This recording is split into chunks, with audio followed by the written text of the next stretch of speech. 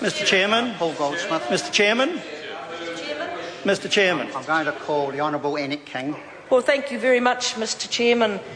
The guts of this bill is really in part one, and I'm really pleased that we're able to have a good debate on this part of the bill, because the big change is the change to the purpose of the Local Government Act. And I was interested to hear members on the other side saying that the Labour Party and the New Zealand First Green Party are out of touch with the public. Well, I have to say to the National Party, they are out of touch. They are out of touch because they're not prepared to listen to what the people were saying. In fact, they have ignored what those submissions said, and I'm going to go through some of those submissions. But I want to start with answering something that Nick Smith has perpetrated for a while, and that is that the figures were not removed from the Better Local Government paper that he put out. He said that's not true.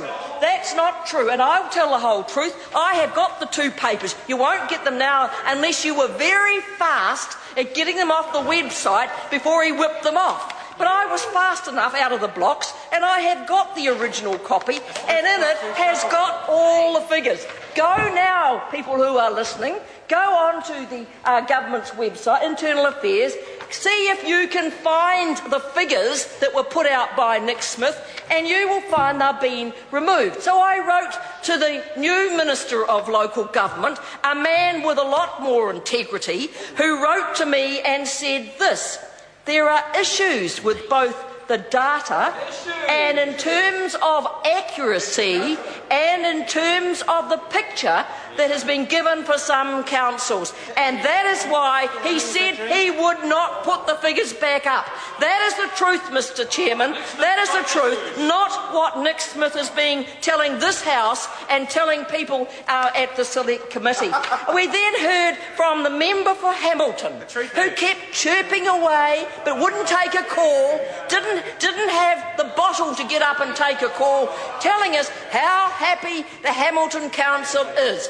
Well, I say to that member, he is way out of touch. Because did he ever read his council submission? What did they say in that submission, Mr. Bennett? What they said is we're concerned around the quality of the policy analysis that underpins this bill, where this bill is not evidence-based.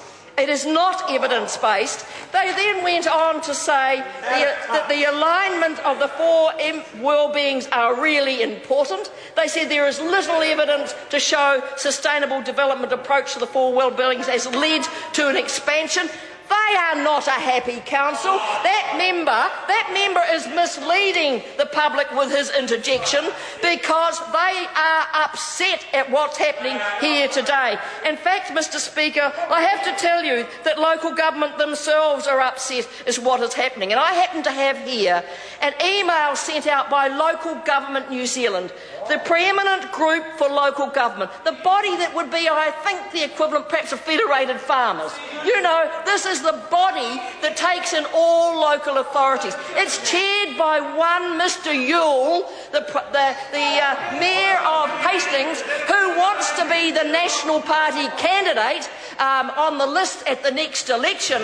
And they have sent out from Local Government New Zealand today this email. It said, this is just to update you, local government's understanding that the government intends to proceed with the final stages of the local government bill tomorrow. Although the government has been adamant that they will not materially alter anything in the bill, we are nonetheless continue to try and engage with them and with their support parties on both the wording of the purpose clause and the link between the benchmarks and the power of ministerial intervention. We have provided legal wording to the government on both aspects to reduce the degree of legal risk to councils in respect to the purpose clause. Now, Mr. Speaker, this is a very important point I want to make. We had submissions to the Select Committee from councils and from others saying how concerned they are at the legal implications of this bill. And the reason is there is no certainty around what the government actually means, what they mean in terms of their change to the purpose, because they have changed it to local public services. Now, John Key said it should be public good. Mr Chairman? Mr Chairman? Calling Denise Roach. Mr Chairman? Mr Chairman? Thank you, Mr Chairman. The purpose